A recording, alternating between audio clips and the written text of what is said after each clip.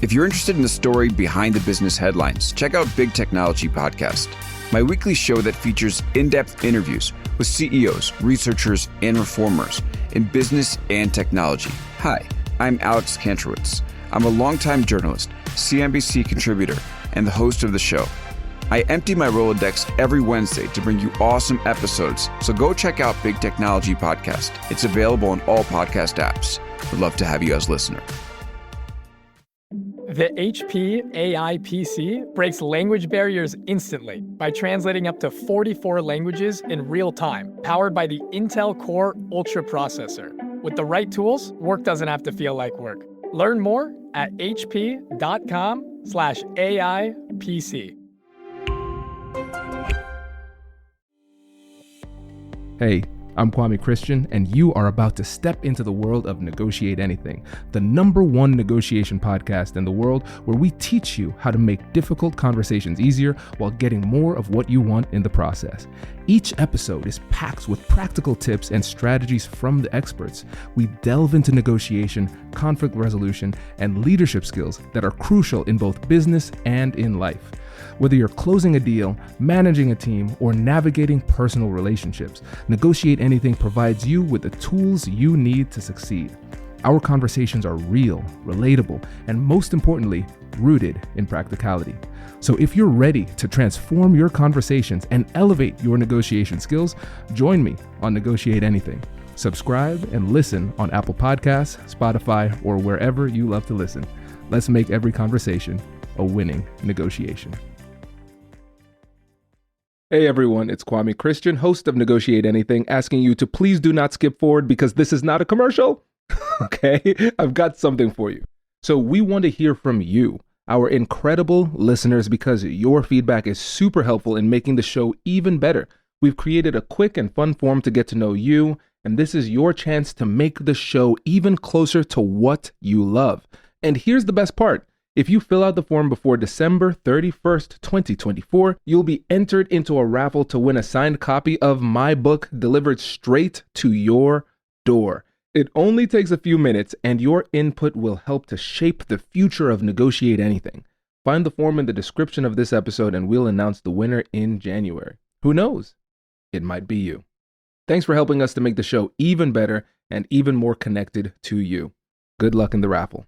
Jonathan, thanks for joining us today. Hey, thanks for having me here, Kwame. Hey, it's my pleasure, man. So how about you get us started by telling us a little bit about yourself and what you do? Yeah, for sure. So my name is Jonathan Mahan. I'm co-founder of a company called the Practice Lab. What we've really done is we've gone and looked at what other disciplines are doing, what professional athletes do, what musicians do, what Olympics teams do to grow their skill and improve performance time behavior. And we've taken all those techniques and applied them to the world of sales and sales training so that salespeople can actually grow their skills and sharpen their skills in the same way that those other disciplines do. I got to say, I've been doing this a couple of years now. It's just been so fun and interesting to go through the process of like taking something that was born in another discipline and trying to find ways to like work it into the world of sales, which is what I've been doing for the last 10 years. And it's an industry I know and love. And it's been so interesting to do it. And of course, really encouraging too, as we've seen that this practice approach works every bit as well in sales as it does everywhere else. So that's it's kind of my background for the last few years. I love it. And listeners, you could probably hear the glee in my voice as I introduce Jonathan. And it's because we had a nice little practice session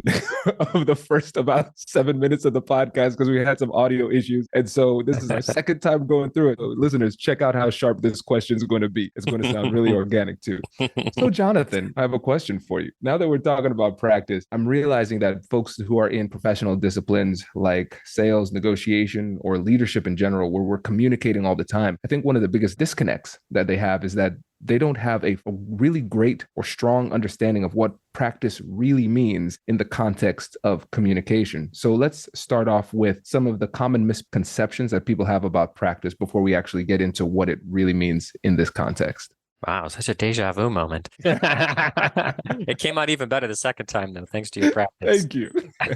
So that's a really good question, Kwame. And honestly, I think there's some misconceptions that really stop people from even getting started with practice. And the biggest misconception that I also had early in my career is that all practice is like rehearsal, like an actor rehearsing their lines, which means that the only time you can use practice is when you're heading into a really predictable conversation where you know what they're going to say and you know what you're supposed to say, and then you can practice it. But practice goes so much deeper than that, goes so much further than that. And we can kind of see this by looking at other disciplines too, because there's a lot of other disciplines where people do spend time practicing, even though they're heading into an unpredictable situation, right? Great example of this is like martial artists.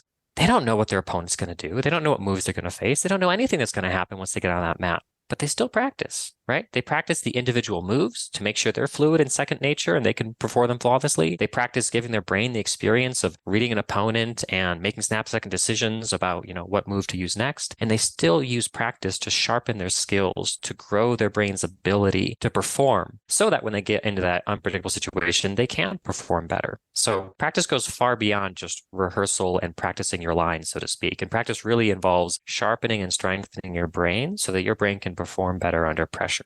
I love this. It's so true. It's so true. And I think something else in addition to all of those things is that sometimes people get to that point where they reach the okay plateau where they say, all right, I am good enough at this skill. I've been in leadership for 10, 15, 20 years. I've been doing okay. I've been advancing in my career. Why do I need to improve my negotiation skills? Why do I need to improve my ability to communicate and resolve conflict? So can you help us to understand the payoff that comes with practice compared to just continuing to float along without dedicating practice to these skills? I mean, of course, the first question is, do you want to get better? And there may be some times where you look at your role and you look at your life and you say, I actually am as good as I need to be, so no need to practice, right? So practice really applies when you are in a place where you realize, I either absolutely need to get better or I at least strongly want to get better. But in terms of why it's better to use practice than just to go through your day-to-day life and pick up experience and get better as you go is simply a matter of time, right? Getting your experience and growing your skill through just doing the job, doing the task is a very, very slow way to grow skill compared to practicing outside of performance time is a very fast way to grow skill. And actually, if you want, I can kind of unpack why that is. Absolutely. Let's get into it. Yeah. So really, there's two modes your brain can operate in, either the performance mode or the improvement mode. When your brain is in the performance mode, its goal is pretty straightforward. Do the very best that we can do in this moment. And when you are in a real life situation, a real negotiation, a real conversation with a subordinate, a real sales call, right? Your brain is always going to be in that performance mode where the goal is to do the very best we can at this moment with the skills we have now. So what tends to happen when your brain's in the performance mode is it goes to doing whatever its current best is. So day in and day out, call after call, all you're doing is whatever your current best is. So whatever your current best is actually becoming more permanent. And it actually becomes harder to change your behavior and behave differently after you've had tons and tons of repetition of your current best. So typically, if your approach to growing a skill is just, well, I'll just, practice on my sales calls or practice on my real negotiations, you'll find that journey to growing your skill is very slow because your brain is just focused on doing whatever your current best is. And all that really happens is your current best becomes more permanent, right? You might add little small 1% improvements here and there as you go, but not the whole time. So it's a very slow process. It takes people 10 years, right, to get to a point of, real expertise. Whereas if you're using focused, deliberate practice and your brain is in the improvement zone is very different. In the improvement zone, the brain isn't necessarily focused on doing the very best we can at this moment. The brain is focused on getting better. And sometimes in order to get better, you need to try something new you haven't done before that feels a little weird and awkward and doesn't land right. And then you got to back up and try it again and see if you can do it better. When you're in the performance zone, you tend to not have the luxury of time.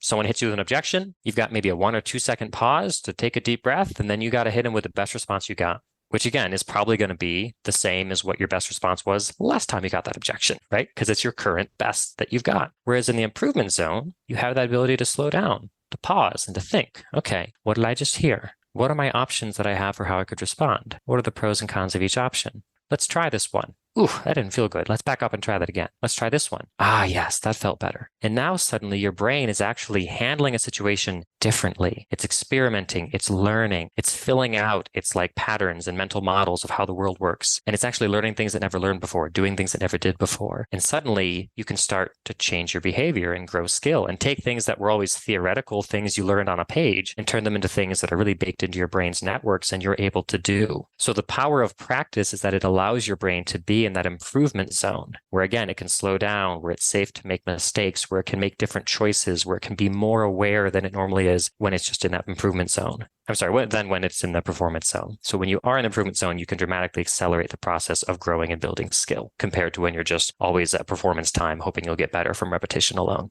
I love this because as I was listening, I'm sure other listeners had this same revelation. Once you said it, it's like, duh.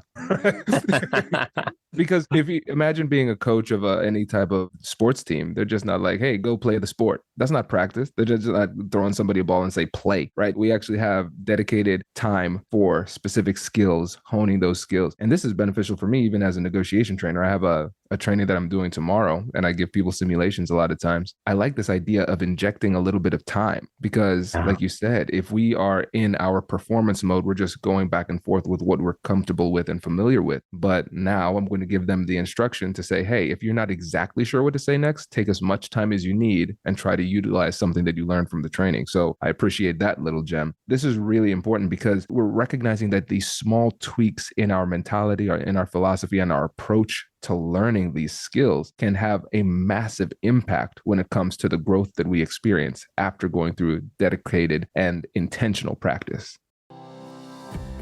Hello, my friends. Before we get back to today's episode, I want to ask you a question.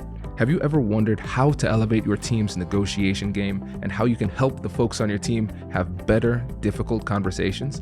At the American Negotiation Institute, we offer transformative keynotes and workshops tailored to empower professionals with top-tier negotiation and conflict resolution skills. Whether it's a keynote for your next event or hands-on training for your team, we've got you covered. Don't just negotiate. Master the art with the American Negotiation Institute. Click the link in the description to find out more. Elevate, negotiate, and succeed.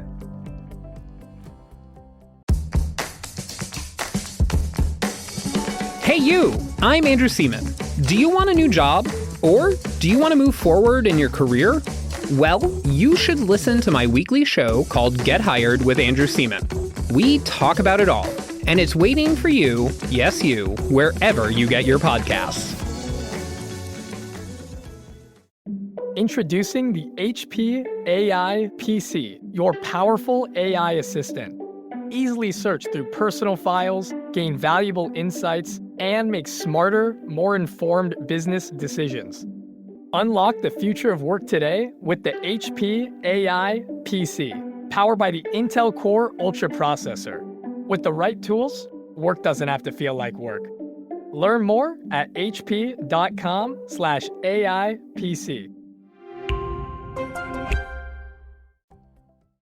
Yeah. And intentional practice is the key phrase there, because I found that repetition alone doesn't grow skill. Whether that repetition comes during game time or whether that repetition comes through some half-ass awkward role play your manager makes you do, right? Simple repetition doesn't grow skill. Think about it this way. If simple repetition grew skill, by the time people reach the age of like 65 to 70, they would be expert drivers because they would have gotten their 10,000 hours in of driving. Anyone who's driven in Florida knows that 65 to 70-year-olds are not expert drivers.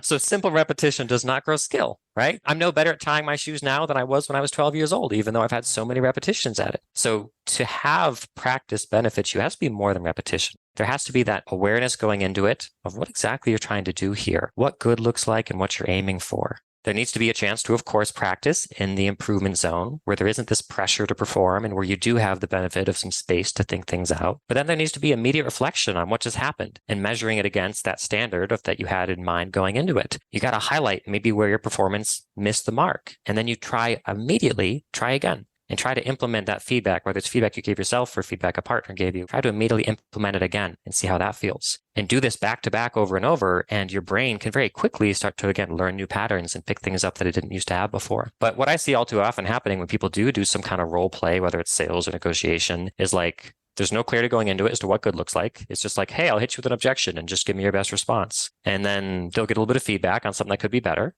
and then they'll move on. And there's no chance to implement that feedback. There's no chance to try doing it again differently to give the brain a chance to really feel what the difference is between doing it the first way and doing it the second way. Because that's where the real learning comes, right? The real skill growth happens is when your brain has a chance to actually experience firsthand what the right way feels like compared to what the wrong way feels like. But just getting a list of feedback from somebody for things to try next time doesn't give your brain that ability to really experience firsthand, again, what it feels like to do it the right way. So intentional practice is important, and the way you structure it matters. And in the work we do with sales teams, we've even identified that depending on the situation you're in and depending on the type of skill you're trying to master, there's even 4 entirely different types of practice that you can use that might best fit the circumstance. Well, let's talk about that. Tease us here, Jonathan. What are the 4 different types of practice? Yeah. So for the most predictable moments, we use something called word practice. And that is actually kind of similar to what I mentioned at the top of the episode, where you know going into it roughly what you might hear, and you know going into it roughly what you want to say. So of course, lots of things don't fit this type of practice, but there are a lot of predictable moments. For example, if you're in sales, at some point this quarter, you're going to hear someone say, we're going to have to push this back 6 months. How are you going to respond? Are you going to immediately jump in with a kind of a pushback response of, hey, wait a minute, no, we can't do that. Here's why you can't do that. That tends to not work too well. It raises defenses, spoils the relationship, gets people to close their mind off, and that doesn't really work. Or you could have maybe more of a flight response where you just say, okay, yeah, sounds good. I'll talk to you in 6 months, where you're almost like fleeing the conflict altogether. But neither of those are great reactions. So you can practice what your reaction is in that moment to that specific objection. So that's word practice. And again, it's useful for those more predictable moments where you know someone's going to say something like this, and you know your response should be something like this. Another type of practice we call situation practice. This is a little bit more dynamic, where you don't necessarily know exactly what you're going to say going into it, because what you say depends on what your partner's saying. So you have to adapt to what's there. An example of this is a really good behavior, whether you're selling or negotiating, is to occasionally summarize back to your party what they heard or what you heard, but using slightly different language and maybe even making a few inferences. It's a really good behavior to get in, but it's actually kind of hard work to do for the brain to A, keep track of everything it's hearing and not forget what it's heard, but also find the through lines, create a nice condensed summary, find ways to rephrase it, and again, make some inferences in there as well. That's kind of actually a cognitively very difficult thing to do. So a version of situation practice is where you could have a conversation with your partner, do that work of keeping track of their main points, finding out what the through line between it is, finding a way to rephrase it and throw a few inferences in there, and then regurgitate it back to them and say, hey, how do you think my summary was? We call that situation practice because you can't do that without a partner. And what you say is entirely dependent on what the partner says, right? Word practice you could actually do on your own with a mirror. You don't even need a partner for word practice. For situation practice, you need to kind of feed off of what that person's saying. Another example of situation practice is Chris Voss in his book, Never Split the Difference, talks about specific behaviors of like mirroring and labeling. So when you hear something, use labels like it seems like, it sounds like, it feels like. Or when you hear them use a key word, just mirror it back to them and say, difficulties? To get them to talk more. That was a beautiful opportunity for situation practice, where you just have a conversation with your partner, and wherever you can, throw in a mirror, throw in a label. So it's still kind of a role play setting where they're pretending to be a buyer, you're pretending to be a seller, and it's very dependent on what they say. So those, again, are good for less predictable moments, but still fairly predictable moments, we'll say. It's good situation practice. The third type of practice we found is really good. It's called skills practice. This is personally my favorite because with skills practice, you completely throw out role playing and pretending. You even step away from the context of sales and negotiations, and you just focus on core, fundamental human skills, communication skills, and brain abilities. Good analogy of this, that there's a football team out there, I forget which one, but they actually have their linebackers train as boxers during the off season. Not because they want them throwing punches on the field or anything, but because when you train as a boxer, it strengthens the neural connections between your hands and your brain. It makes your hands faster. It makes them more accurate and more agile. And of course, linebackers need to have accurate, agile hands. So you can do the same thing when it comes to negotiation. You can focus on what are the abilities I want my brain to have. Maybe it's listening. Maybe it's reading body language. Maybe it's managing your own emotions under stress. You can pick up those skills in any context. It doesn't have to be a fake role play negotiation for you to grow those skills. In fact, it's usually better if you're in a real conversation that isn't pretend, and you use that conversation to grow those skills and abilities in your brain. And then once you step into the sales arena again, or the negotiation arena, you tend to perform much better because you've taken the time to train your brain. So I love that type of practice. And the fourth one, we actually don't have a great name for it yet. We call it mental practice, but it's where you actually take recordings of real conversations, whether they're yours, a colleague's, or else some stranger off the internet, but real negotiations, and you play it. And whenever the partner, right, your buyer, if you're a sales context, whenever they say something pivotal or important, you pause the tape and you make your brain go through the process of thinking about what it just heard, choosing what direction you want to take the conversation, and then picking a specific question to ask in that moment to direct the conversation in that way. So this is, again, you could do it alone in a room. You don't need a partner for this. You're just training your brain. But rather than using a fictitious scenario of a role play partner, you're using a real life scenario saying, if I was the seller in this moment, if I was the lawyer in this moment, how would I handle this situation? And it forces your brain to think through that, make those choices, make those decisions, which again is training your brain to perform well under pressure. So 4 entirely different types of practice, again, depending on the situation and how predictable it is,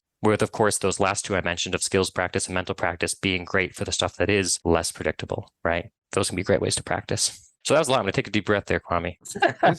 This was a masterclass in practice, because these 4 elements of practice are so powerful. And I think even beyond the power of each strategy or methodology of practice is being able to give names to them, label them, so we could actually do it with intentionality. So we have the word practice. So this is specific situations, understanding that you have to say specific things, and you could do that by yourself. We have situation practice, which is these are more dynamic. So you need a partner to practice these types of skills. And then we have skills practice in particular. So we're talking about the core fundamental human skills and brain abilities that work in the negotiation context. And then we have the mental practice. And I love this. Whitney and I do this when it comes to watching reality TV and nonsense on Netflix, because it's like, okay, listen, there's no pedagogical benefit to watching these shows, but we're going to make one. So I'll commentate. I'll be like, oh, did you see the inflection? Did you see the change of the tone? This was a point. They should have done this, but of course they put fuel on the fire. Let's watch, get the popcorn, right? Here's a fun exercise for that specifically. Pause the movie or the TV show and ask yourself, what is that person thinking right now? Beautiful exercise in empathy and being, okay, someone over here just said this inflammatory thing. What is the people in the room? What are they thinking right now? Just trains your brain to get out of your own perspective and more easily adopt the perspective of another, which again is one of those hugely important abilities for negotiation, to drop your own perspective and step into someone else's. But who knew you could practice that brain ability with reality TV? I love it. I love it. Everybody listening to the podcast is like, listen, get the Netflix subscription again. Time to learn. This is great. This is great. Let's wrap up with some of these everyday scenarios that we can turn into practice opportunities. These are all around us, but you really have a really cool approach to this. Can you tell us more about that? Yeah, definitely. So, those 4 types of practice that I mentioned above, right? That's what we bring to sales teams. Actually, on that note, there is a exercise practice blueprint that we've built that people can run without us even being there, which will give people a chance to try out that situation practice I mentioned in the context of responding to some common objections. So this will be really valuable to sales teams who face probably those exact objections, but probably be useful to anyone who does negotiation. And again, is used to hearing things like, hey, my boss said no, or hey, can we put this on ice for 6 months, right? So there's actually an exercise that we have. I'll talk a little bit more about that at the end, but that'll be kind of a free giveaway for your listeners where you can do this with your own team. However, in general, I recognize that for a lot of people here, they might be solopreneurs who don't have a team to practice with. They might be on a team where none of their colleagues are really supportive of practice, or they might just feel like they just can't possibly carve out the time for practice. I would encourage you to do it anyways, but some people, that might be a barrier for them. So if that's the case, there are a handful of ways, there's really a lot of ways that you can practice these core foundational brain abilities in your real life. Things that are already happening to you today, just change the way you engage in that conversation and you can use it as a practice opportunity. So I got 4 specific examples in mind, but if you can imagine this, there's many more. So here's one. It strengthens the ability that you have to really get people to open up. Because of course, in negotiation, oftentimes people are a bit standoffish, whether they're specifically trying to hide something or whether they're just not in the mood to share the details of their business with you. It can be really good to learn those skills of how to use simple questions to get people to open up. So a real life situation where you can use this is when you're picking up your kids from school, trying to get them to tell you about their day. Because I'm telling you, no matter what age, you ask a kid, how was school? You get the same answer every time. Good. What'd you do? I don't know. What'd you learn? I don't know. So you got to learn how to be more specific with your questions. You got to learn how to use intonation to create a little bit more curiosity, a little more intrigue, right? You need to learn how to control, or how to work with both, simple close-ended, easy to ask questions like, did you have gym today? With more open-ended, maybe harder to think about questions like, what was something that made you bored today? Did you have any moments where you were bored? Or do you have anything funny happen at lunch, right? But that's just a real life situation. If you can get your kid talking to you in detail about how their day was, you are really good at using simple words and tones to open people up. Second one, training your ability to really get curious, especially get curious in the face of conflict and disagreement, right? Because oftentimes our most natural reaction when we hear conflict and a different opinion or something is to try to overcome it, try to change someone's mind. But oftentimes the key to moving forward is to slowing down and taking the time to really understand their perspective and their worldview before you jump in with your perspective and your worldview. So a great opportunity for this is when you're having those conversations with your partner, right? So for me, it's my wife. And when I'm talking to her, oftentimes we'll be making a decision like, where do we go on vacation? Or how should we do the landscaping in our yard? Or what should the boundaries around TV time be for the kids? And she'll say something that is just so preposterous and so idiotic and so wrong that all I can do is just stare at her, cock my head to the side and say, are you serious? That is the dumbest thing I've ever heard. As you can imagine, the conversation doesn't go very well from there. When you have those moments happen, that's a perfect opportunity to fight back that reaction. Instead, get curious and make it your intention to use questions to fully map out and fully understand their perspective, their worldview, how they came to that conclusion. Chris Voss, in his book, Never Split the Difference, talks about the power of the phrase, that's right. When you can get your counterpart to say, yeah, that's right, that's when you know you really understand them. And that's a breakthrough moment in the negotiation, is when you understand them and they know you understand them and they felt understood. So make it a challenge of yours for yourself. Next time you have a run-in with your partner and you very much disagree on things and you just can't understand their perspective, make it your goal over the next 20 minutes, half hour, whatever it takes, to ask them questions until you thoroughly understand their situation, their perspective. You can verbalize it to them, get them to say, that's right, exactly. You've got it. If you can get to that point, A, you just avoided an argument and strengthened your relationship. B, you've just strengthened your negotiation skills. Should I keep going? Keep going, man. I'm taking all these notes. I'm loving this. Yeah. So what's next? Cool. So another really, really important brain ability is the ability to hear things that trigger strong emotional reactions in your brain, but not let those emotions cloud your judgment, not let those emotions drive the bus, so to speak, right? So again, in a negotiation, this is someone saying, yeah, I don't think this is going to work out. Or this is someone saying, you're way too expensive. You're going to have to do this for half the cost. When you hear those things, your brain has an emotional reaction. And your ability to move forward depends to a large extent to your ability to manage that emotional reaction, tone it down, and focus on the matter at hand, which is typically a matter of asking good questions, understanding their perspective, etc. So one of the great ways to develop this skill is to intentionally talk to someone where you know things they're going to say are going to create a strong emotional reaction in you. Easiest way to find these people, find someone on the very far end, opposite end of the political spectrum from you and talk to them about political topics. Most people would go white as a sheet when they think about this. But if you're, far left liberal, go talk to the most right-wing conservative person you know, or vice versa.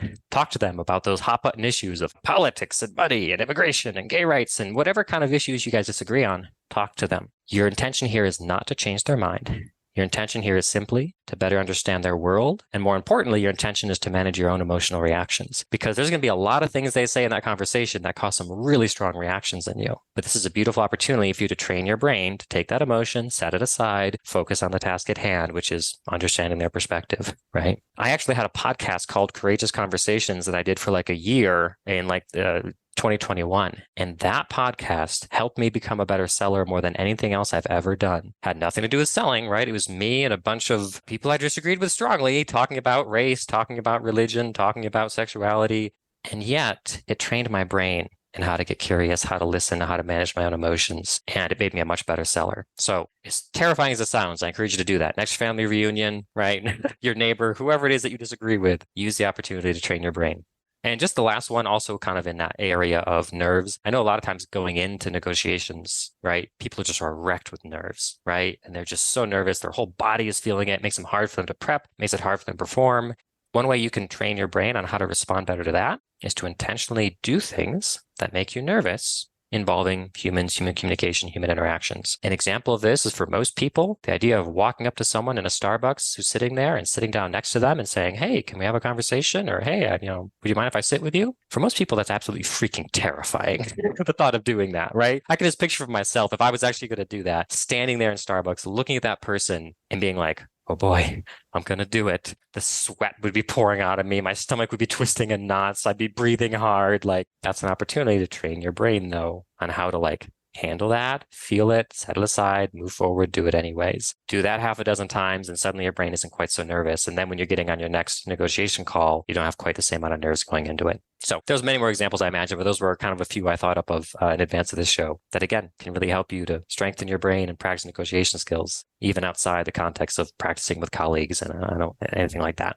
Absolutely. This is strong. This is really strong because I believe just incorporating a handful of these, just incorporating one of these tools is something that could absolutely change the game for people. And imagine if you were to try to just dedicate a day or a week to one of the things that Jonathan suggested, and then the next day or the next week trying another thing, those type of little micro experiments. And just creating your own opportunities to improve your skills, this is powerful. And it can pay massive dividends to you for the rest of your life. I was going to say career, but I think that's too limited because these are everyday skills that will apply in life, but also in business. So Jonathan, I really appreciate this. And before you go, I want to give you an opportunity again to shout out your business, your company, things that you're working on, and make sure you let the listeners know about that freebie again too. Yeah, for sure. So the name of the company is The Practice Lab. So our website is thepracticelab.co.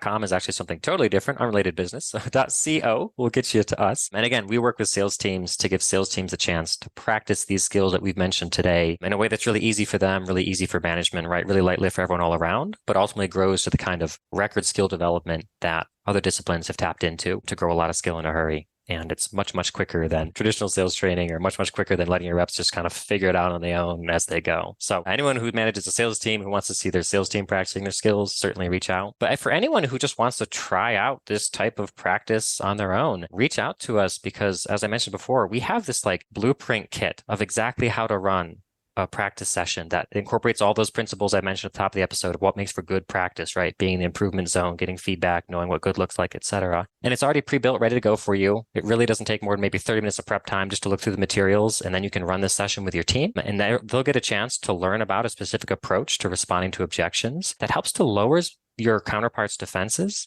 get them to open their mind up to consider and hear out new ideas, and ultimately just keeps the conversation going long enough that your deal doesn't die right there, right? Because all too often an objection comes up and it's like, all right, you got 2 minutes, either change their mind or follow up in 6 months. So this shifts the conversation a bit so that you have the time to really settle in, have a longer conversation, get to know their perspective, and work together to try to find a way past it. But again, it also immediately, from the very first words out of your mouth, starts the process of lowering their defenses and opening their mind up. So we designed this for salespeople, right? So a lot of the objections we'll have them practicing is things like, my boss said no to this, or you're too expensive, or, we got to push this out 6 months. But truthfully, anyone who handles negotiations, anyone who hears objections and bad news will benefit from using this as well. So if you want to get access to that blueprint so you can run this practice exercise with your colleagues and your team, you can simply email hello@thepracticelab.co. Mention the name of this podcast, right? Mention that you heard it on Kwame's show, and we can send you the blueprints. It's just like a document we'll send your way. This has like a bunch of videos and instructions embedded into it in a slideshow. We'll send that your way. That way you can very easily, without having to spend any time or effort planning and planning this out, you can run a practice session with your colleagues and your team and just see how it feels. Jonathan, exceptional work, my friend. Really appreciate it. And we also appreciate your generosity. Thanks for coming on the show today. Hey, thanks for having me, man. Wait. Now, before you sign off, I have something to tell you that I've never told you before. Just kidding. I've told you before, but you should listen to it again. I want you to know about Negotiate Anything Premium. Imagine all of the things that you love about our traditional feed, plus so much more. I know you like our traditional feed because you're at the end of the episode. And with Negotiate Anything Premium, you'll get more bonus content you've been asking for, more of the expert insights that you can't get anywhere else, and more exclusive behind-the-scenes access into every conversation. Are you ready to get more of what you want out of your life, career, and every conversation? With Negotiate Anything Premium, you'll have access to more high-level, custom-designed content and insights, giving you the tools you need to negotiate higher salaries, better deals, and better relationships in your life and career. Once I had a listener share that Negotiate Anything helped her to negotiate a $53,000 raise. Could this be you? What would that mean for your life?